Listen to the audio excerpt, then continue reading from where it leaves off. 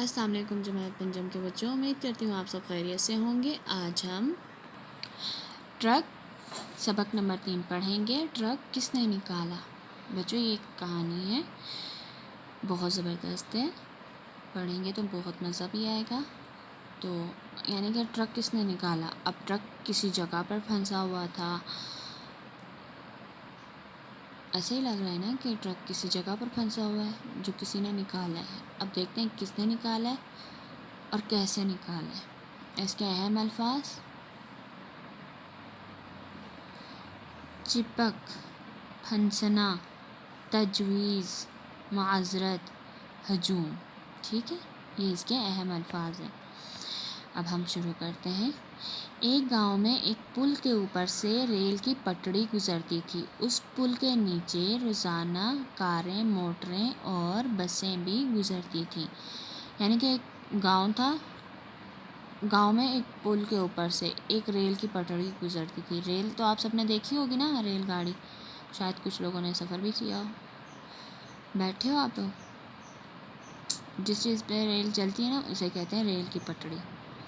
ٹھیک ہے، اس پل کے نیچے سے روزانہ کاریں، موٹریں اور بسیں یہ سب گزرتی تھیں۔ اس پل کے ایک جانب گاؤں کی آبادی اور دوسری جانب اسکول، ہسپتال اور بازار تھا۔ اسی وجہ سے دن بھر یہاں لوگوں کی آمد و رفت جاری رہتی تھی۔ ایک دن صبح کا وقت سامان سے لدا ایک ٹرک پل کے نیچے پھنس گیا۔ ٹرک کس کے نیچے پھنسا؟ پل کے نیچے پھنس گیا۔ ایسا لگ رہا تھا کہ جیسے ٹرک کا اوپر والا حصہ پل کی چھت سے چپک کر رہ گیا ہو، یعنی کہ بالکل ایک ساتھ جڑ کر رہ گیا ہو۔ ٹرک اتنا بڑا تھا کہ اس کے رکنے کی وجہ سے پیچھے آنے والی گاڑیوں کو بھی رکنا پڑا۔ تھوڑی ہی دیر میں بہت ساری گاڑیاں جمع ہو گئیں۔ گاڑیوں والے ہارن بجا رہے تھے، جس کی وجہ سے پورے علاقے میں ہنگامہ سا برپا ہو گیا۔ ٹرک کے ڈرائیور نے پھنسے ٹرک کو نکالنے کے لیے بہت کوشش کی، لیکن سب بیکار۔ اب دیکھو، پل تھا، ایک گاؤں تھا، اس کے اوپر سے پل گزرتا تھا، یعنی کہ ریل کی پٹڑی اس سے گزرتی تھی۔ اس پل پر ریل کی پٹڑی تھی۔ پل کے نیچے سے روزانہ کاریں، موٹریں، بسیں گزرتی تھیں۔ اس پل کے ایک جانب، یعنی کہ وہ درمیان میں تھا، ایک جانب گاؤں کی آبادی تھی جہاں لوگ رہتے تھے، دوسری جانب اسکول، ہسپتال اور بازار تھا۔ اسی وجہ سے دن بھر یہاں لوگوں کی آمد و رفت یعنی کہ آنا جانا لگا رہتا تھا اور بہت شور بھی ہوتا ہوگا کیونکہ سارے لوگ آ رہے جا رہے ہوتے تھے۔ ایک دن صبح کے وقت بہت سارا سامان تھا ایک ٹرک میں، وہ بھرا ہوا تھا، وہ اس پل کے نیچے پھنس گیا۔ اب ٹرک کہاں پھنسا؟ پل کے نیچے پھنس گیا۔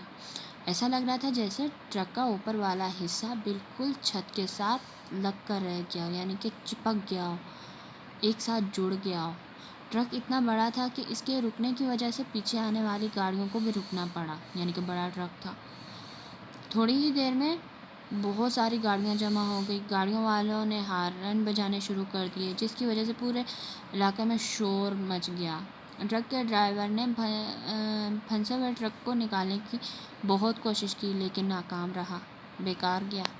آنے جانے کا راستہ بند ہو گیا۔ لوگ بے چین ہو کر اپنی گاڑیوں سے باہر نکل آئے۔ کوئی ٹرک ڈرائیور کو برا بھلا کہنے لگا، جس نے اتنا اونچا ٹرک پل کے نیچے لا پھنسایا، اور کوئی متعلقہ ذمہ داران کو بلانے کی باتیں کرنے لگا تاکہ اس مسئلے کا حل نکالا جا سکے۔ اب کیا ہوا؟ یعنی کہ راستہ تو آنے جانے کا دونوں سائڈ سے بند ہو گیا کیونکہ پل درمیان میں تھا، اس لیے راستہ بند ہو گیا۔ لوگ اب بے چین ہو گئے کہ اب اتنی دیر ہو گئی ہے، دفتروں میں بھی جانا ہے، اسکول بھی جانا ہے، دکانیں کھولنی ہیں، تو وہ دیر ہو گئی۔ تو وہ گاڑیوں والے باہر نکل آئے۔ جب باہر نکلے تو کسی نے ٹرک ڈرائیور کو ڈانٹنا شروع کر دیا، اور کچھ لوگ یعنی کہ اسے ڈانٹنا شروع کر دیا کہ اس نے اتنا بڑا ٹرک لا کر پل کے نیچے پھنسا دیا۔ اب وہ نہ نکلے نہ کچھ اور ان کا جو اور کوئی یعنی کہ افسروں کو بلانے لگا کہ وہ آئیں اور اس کو نکالیں۔ بچوں آج اتنا کافی ہے، کل ہم آگے پڑھیں گے، ٹھیک ہے؟ اللہ حافظ، اپنا خیال رکھیے گا اور اس کی ویڈیو بنا کر مجھے سینڈ کر دیں۔